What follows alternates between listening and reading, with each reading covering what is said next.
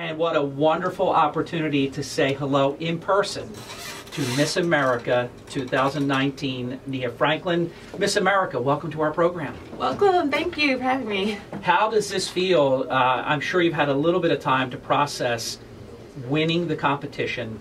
Great candidate, incredible evening that yet I think you had just a flawless evening.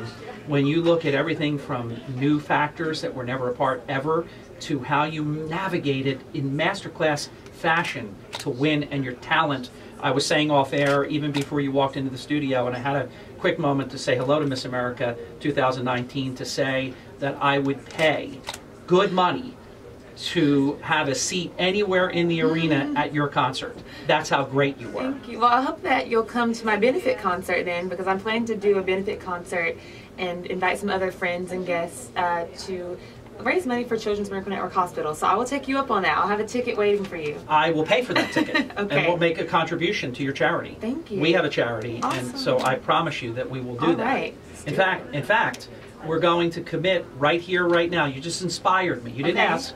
You just inspired me. Our Hurley in the Morning charity hereby pledges a $500 contribution in your name to your charity of choice. Thank you. Okay? Thank you so much. And I will give that check to you today. You will wow. You will leave with the check. Thank you.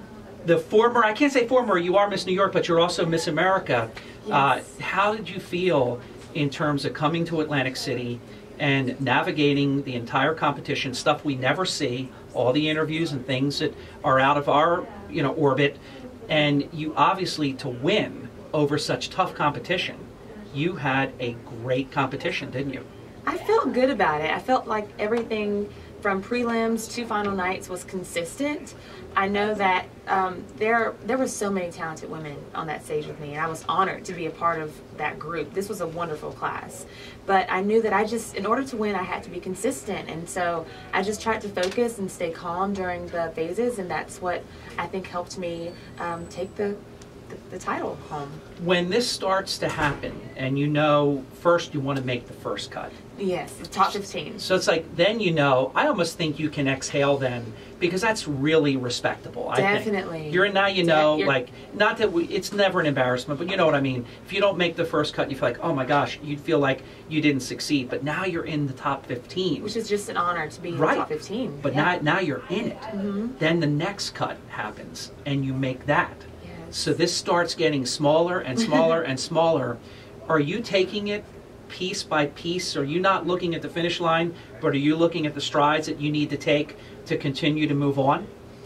Yes, I took it piece by piece. I would say top 15 was great, and I knew that in order to get to top 10, I needed to answer one question and not make word vomit happen on stage. So that's what I tried to think about. And then in top 10, do your talent, do it the best that you can do. My director, Linda Carbo, who I love, and she has helped other Miss Americas that were Miss New York. She's amazing. She said, Nia, in talent, you need to sing like you're auditioning for Carnegie Hall. And that's what I tried to do during that phase of competition. Well, you did it, because I watched it from home on a really nice system. Yeah. I could hear the quality, the tone, and that you were in pitch. You were really on. Did you feel like you had nailed it? I felt like I had nailed it. I felt better about that performance than I did at the preliminary performance. And I think during preliminaries there's a little more pressure to do well, because that's the score that will ultimately help get you into the top 15.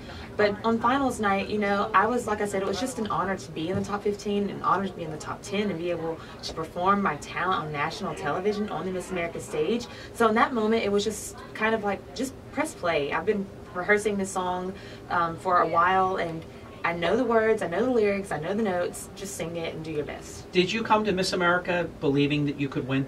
I did. I think if you don't believe you can win, you shouldn't even come. You should go with a good attitude, and you have just as much of a chance as anyone, because you're there for a reason. Just to win a state title means that you can do this and you're ready for this job. Give our listeners an idea. We're visiting with Miss America 2019, Nia Franklin.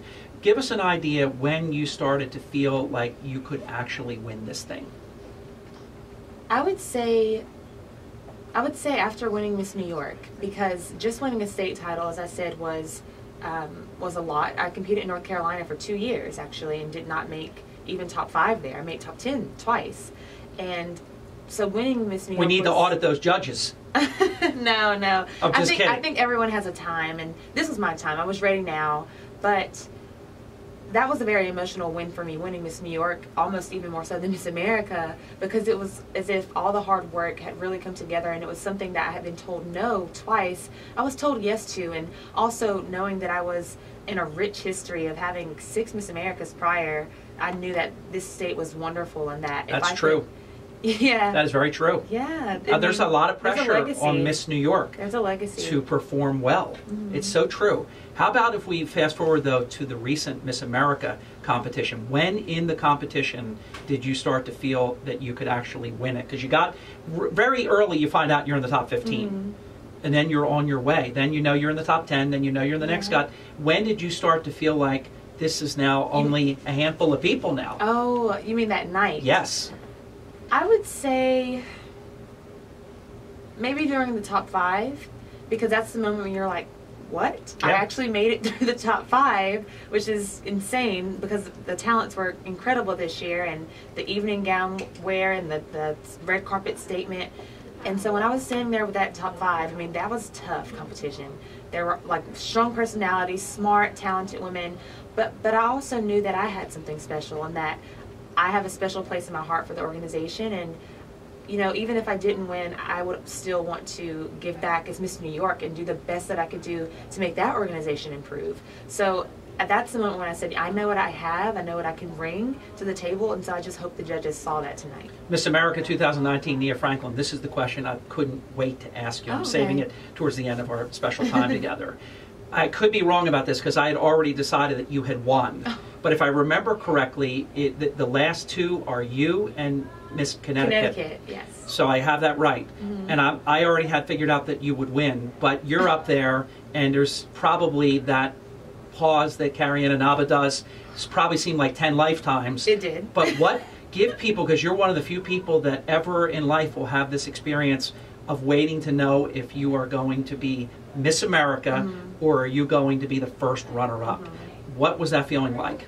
It was a rush. It was kind of like, it's almost like time stood still in that moment. I know that's a really dramatic phrase, but with the pause that she took, I mean, I would like to go back and time it because it felt like 5 minutes. It seems so long. Forever. But it was just an exciting moment for me because coming from being told no or not winning twice in a state to winning Miss New York, and then all of a sudden I'm standing in the top 2 at Miss America, it was just like my life flashed before my eyes. And Bridget was just so kind in that moment, and we really just tried to celebrate each other in that moment because since we had such a long pause, we decided to be joyous for each other. And I just remember her saying, "You got this. Do you feel calm? Do you feel peaceful?" And I said, "Yes." And then she said, "Then you got this." And it was just it was a moment of gratitude, and I felt very humbled in that moment. So it was just a rush of emotions. What looked for the viewer, and I appreciate hearing you say that from a first-hand perspective, it just looked like 2 amazing women happy for each other. Definitely. And that either way it went, there was going to be respect. Definitely. I believe while we were talking, she said, "I'm going to support you during your year, no matter what happens, like I will be there for you." And I said the same thing to her because this organization is really a strong sisterhood, and I was even a little nervous that after I won then maybe I wouldn't have friends, or maybe but it hasn't been like that at all. Everyone has been so supportive, and I even was able to hang out with Miss California when I was in LA a couple of days ago. So it's just been wonderful, and I've just been overwhelmed with the amount of kindness that people have shown me. Miss America 2019, Nia Franklin, just under a minute left in our interview. Tell our listeners what you're going to be focusing on this year.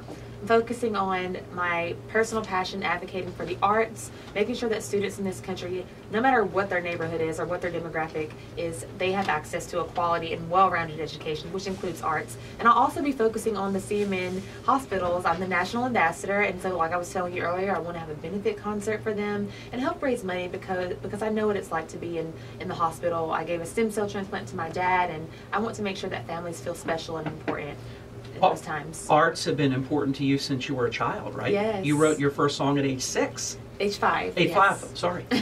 I think the paperwork is wrong. Oh. Okay. But that's okay. So this has always been important, and it really had a lot to do with your educational choices, right? Yes. You mean going forward, I was passionate about music, and I just couldn't see myself doing anything else. I mean, I had a brief moment where I thought I might be a real estate agent, but it didn't seem right to go to school and major in science or math. It had to be music for me, and that's why I decided to go that path. I've been a huge fan of Miss America since I was a child. Yay. I never miss. I'm so happy for you. They really got it right. Thank you. They picked the absolute right Miss America. You are going to have such a great reign. You're going to make such a difference as you travel the country and the world. And this is my checkbook. And I'm going to write my check during the break. Awesome. Miss America 2019, Nia Franklin, honor to meet you. Thank you. Thank you. We'll be